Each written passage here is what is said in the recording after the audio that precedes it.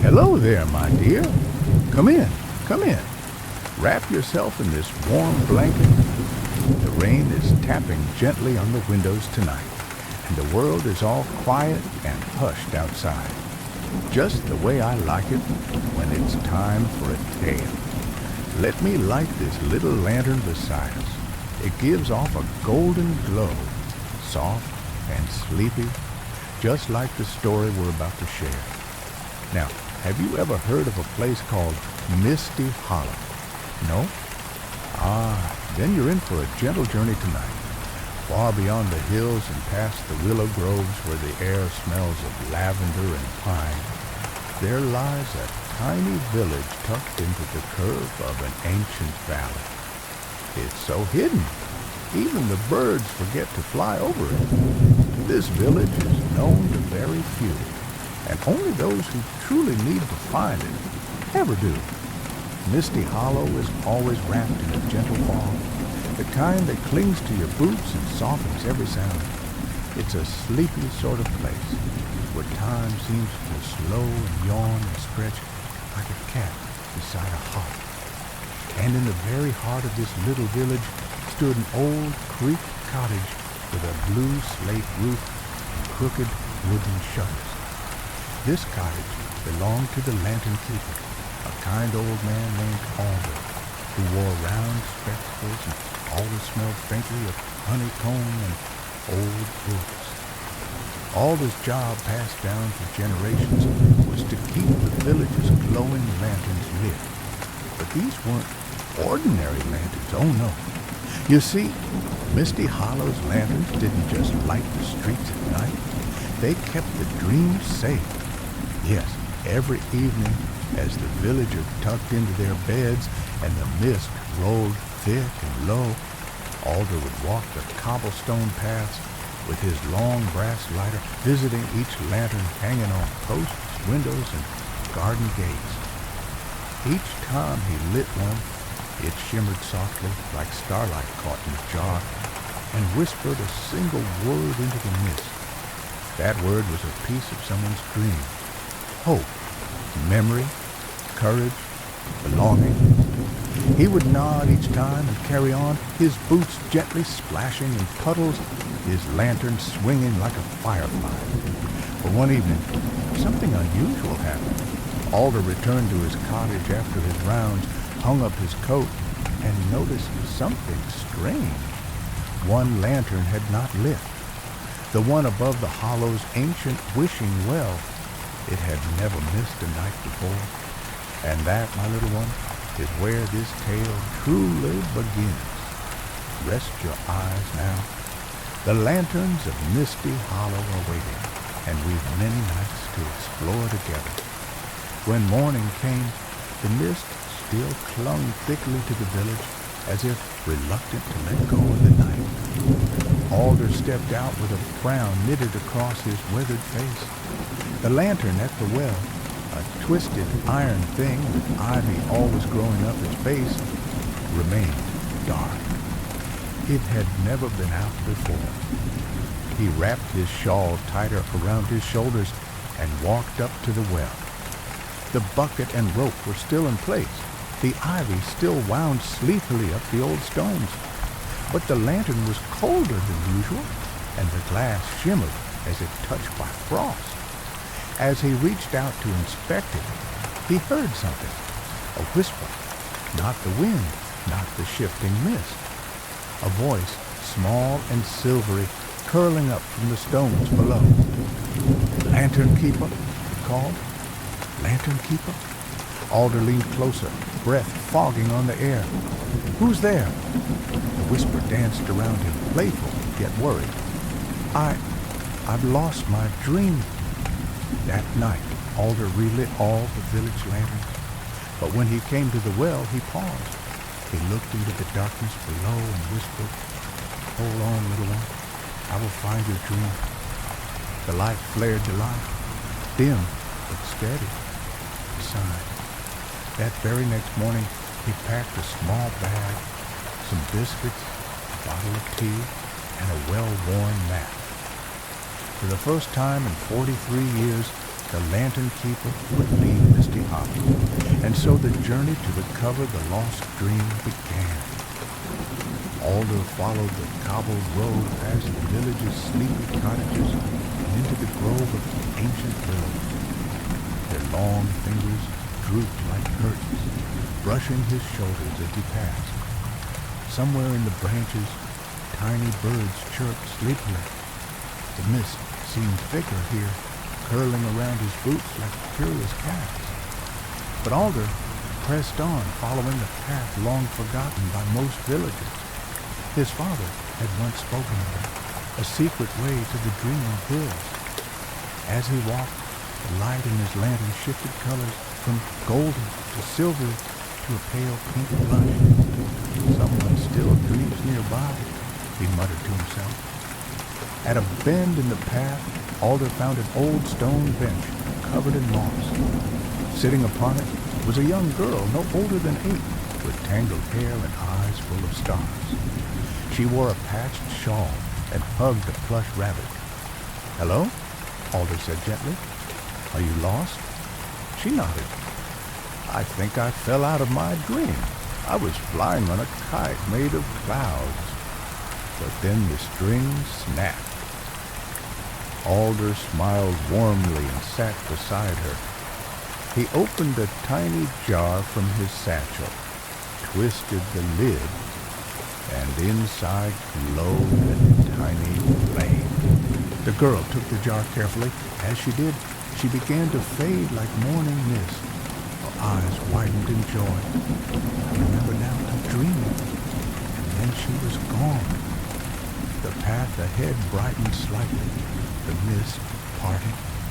Alder smiled. One piece of the lost dream was found. By the 4th day, Alder arrived at the edge of a wide, quiet river. Spanning it was a wooden bridge draped in vines and shadow. A carved sign above read, "Only truth may pass." Alder stepped onto the bridge, and immediately the air changed. He felt younger and older all at once. Voices echoed faintly. "Why did you leave? You were supposed to stay." He gripped the railing. Memories swirled. His childhood, his mother's lullabies, the moment he first became lantern keeper. The bridge tried to take them like water washing ink from paper. "No," Alder said firmly. "These memories are lanterns of their own." From his pocket, he took a single flame and pressed it to the bridge post.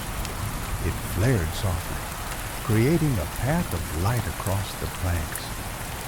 When he reached the other side, he felt lighter. The river, too, shimmered with reflections of dreams. Another piece found. Beyond the bridge lay a meadow buzzing with the soft hum of crickets. In its center stood a small hut made of woven reeds and firefly glass. Smoke curled lazily from its crooked chimney. A woman stood outside, stirring a cup of something warm. She wore a dress stitched from moth wings and had a voice like rain on canvas.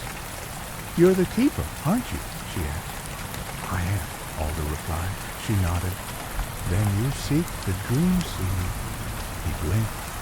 "You've seen it?" She smiled and opened a tiny drawer from her hut. Inside was a seed, glowing faintly, beating like a tiny heart. It fell from a child's lantern, lost and afraid. "Take it and find where it belongs." Alder bowed deeply and pocketed the seed. The meadow grew still, the crickets hushed, the air vibrated with gentle purpose. Half the dream had been found.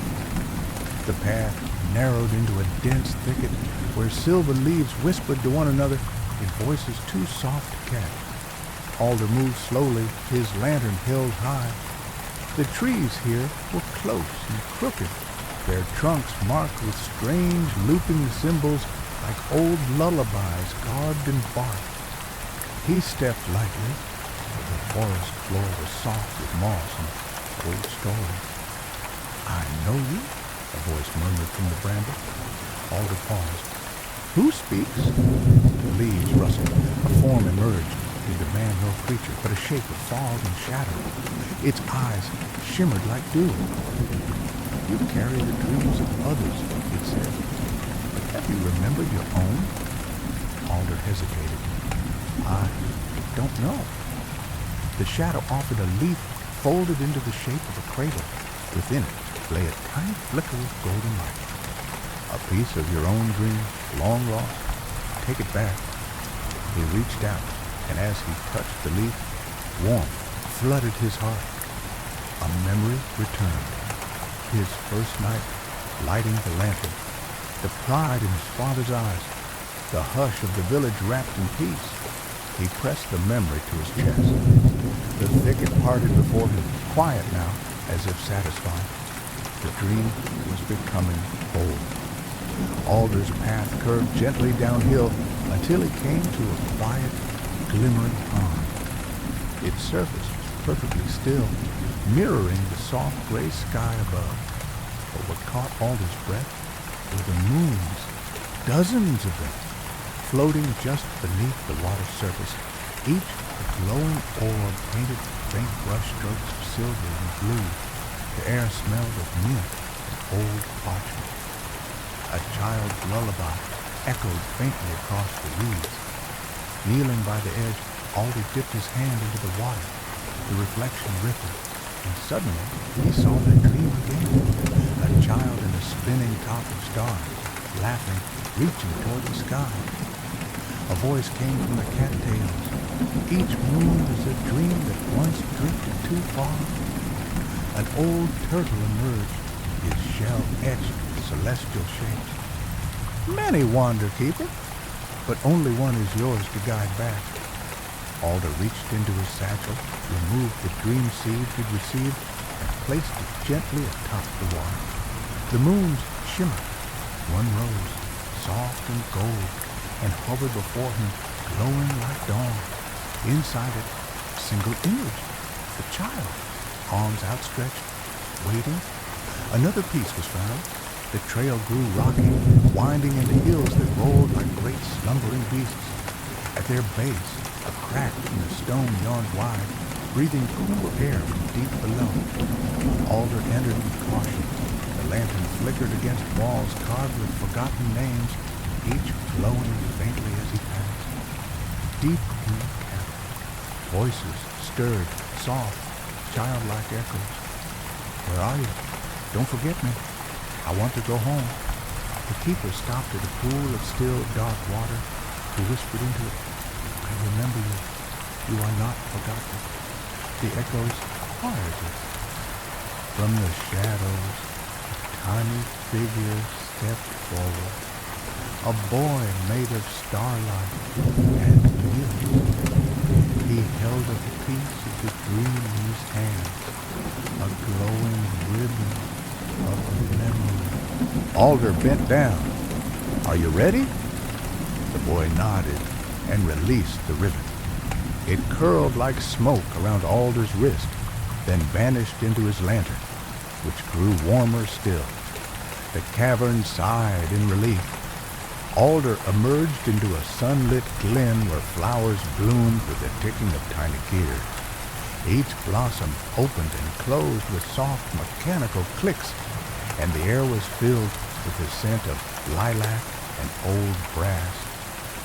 A metal gate stood at the center, vines twining around it like loving hands. As Alder approached, it slowly creaked open.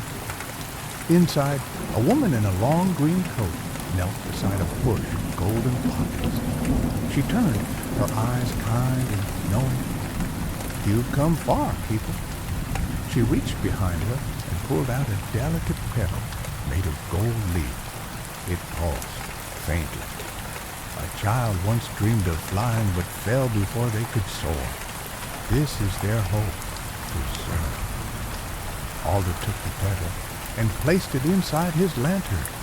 The flame flickered, brighter now than ever before. The dream is near, the woman whispered. The path led Alder to a mighty tree, wide as a cottage and twice as tall. Its trunk was hollowed into shelves, each lined with dreamers. leather-bound volumes with titles like The First Snow of Spring, The Island That Floated, and Clouds That Remember filled the air with the smell of sleep and ink. Inside, a boy sat reading beneath a glowing globe. Alder approached quietly. "Are you the lantern keeper?" the boy asked. "I am. I'm trying to remember a dream I lost. It had wings and music." And the boy looked down. "And someone who loved me." Alder sat beside him and opened his lantern. From it came the fluttering image of a paper bird. The boy gasped. "That's it." The bird circled, then gently landed on the book. The boy smiled, eyes closing, and began to fade like morning fog. "You've helped me go home," he whispered. And another light returned to the flame. Alder now climbed the steep trail leading to the dreaming hills, where the sky shimmered with threads of silver. The stars above seemed closer here, almost within reach. At the summit, a bridge of starlight stretched into the clouds. A figure waited there, an older version of Alder himself, serene and silent. "I have seen you in the dreams of others," the figure said. "You carry many lights, but there is one left, yours." Alder hesitated. The figure held out a lantern, twin to his own. Inside, a small flickering ember. "This is the dream you forgot to tend, the one you buried long ago." Alder took it. It was warm, familiar, his childhood hope, his first wish, to always bring light to the lonely. He merged the ember with his flame. It roared softly, not loud but steady. The bridge glowed beneath his feet. The way forward opened. The last path was a staircase of clouds, winding gently downward through quiet sky. Alder descended, the lantern steady in his hands. He stepped into a circle of mist where all the pieces he had gathered floated gently. The ribbon of memory, the petal of hope, the ember of love. They danced around the lantern, drawn to its light. From the center of the mist came a soft voice. "I remember now." A form appeared. A child, not a boy nor girl, but starlit and smiling. "Thank you for finding me." The lantern brightened until it filled the entire glade. The child faded into light, and the dream rose into the sky, whole again. Alder sighed and closed his eyes. The lantern's light dimmed to a soft, golden glow. He turned toward the path back home. Misty Hollow waited, and the dreams were safe once more. Beyond the whispering thicket, Alder came upon a hill crowned by a crooked tower. It leaned ever so slightly to one side, like a stack of sleepy books. From its windows flickered the amber glow of dozens of tiny lights. As he climbed the winding path to its door, the scent of warm oil and melted wax drifted through the air. The tower belonged to Thistle, the old lantern maker, a friend from Alder's youth. Thistle greeted him with a wide grin and soot-smudged hands. "Still chasing dreams, Alder?" "Still finding the ones that wander," Alder replied.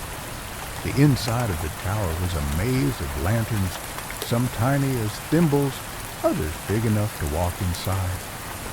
Thistle led him to one shaped like a teardrop, glowing with a quiet blue pulse. "This one has been flickering ever since you left," he said. "I believe it belongs to your missing dream." Alder took it gently, the light inside steady. "Thank you, old friend." With the new lantern safely tucked into his satchel, Alder descended the tower. The flame in his own lantern burned brighter. The road led to a hollowed cliff where a spiral staircase descended into shadow. Each step hummed softly underfoot, as if humming a lullaby from long ago. Here the world was hushed. The air grew cooler. The light from Alder's lantern cast soft glows along the carved stone. He passed etched scenes of sleeping foxes, dreaming children, and stars cradled in the arms of clouds. This was the stairwell of sleep, a sacred place said to cradle the dreams of those not yet born. At the bottom, a vast chamber awaited. Floating in its center was a single crystal cradle. Inside it, the last missing dream shard, small and pulsing with quiet hope. As Alder approached, the dream stirred, recognizing its keeper. He lifted the shard and placed it inside his lantern. The entire stairwell lit up with a warm golden glow. The cradle sighed, and the echo whispered, "It is ready." Alder's path home was gentle. The mist that once clung heavy to the trees now lifted like a waking breath. Misty Hollow came into view, its lanterns twinkling like stars caught in glass. The village had waited patiently, quietly trusting its keeper. He made his way straight to the wishing well, where the lantern still sat, dim and waiting. He climbed the stones, opened his lantern, and gently poured the completed dream into the well's lantern. It flared to life, not a flare of fire, but a bloom of color, deep violet, soft gold, twilight blue. From within the well came a sound, a soft laugh, then a whisper, "You found me." The dream, long lost, had come home. At night, the village slept more soundly than ever. The mist wrapped its arms around cottages and fences like an old friend. Lanterns glowed with renewed warmth. Alder returned to his cottage, hung his satchel by the door, and placed the lantern beside the fire. It burned gently, casting shadows of flying kites and floating moons along the walls. He poured a cup of warm tea and sat by the window, listening to the rain. "Sleep well," he whispered into the night. "All the dreams are home now." He leaned back, closed his eyes, and sighed a deep, peaceful breath. Outside, Misty Hollow glowed in the mist, watched over by the quiet lantern light. And so begins the story that he wrote. Time to close your eyes, for the dreams are saved, and the keeper is resting. Good night.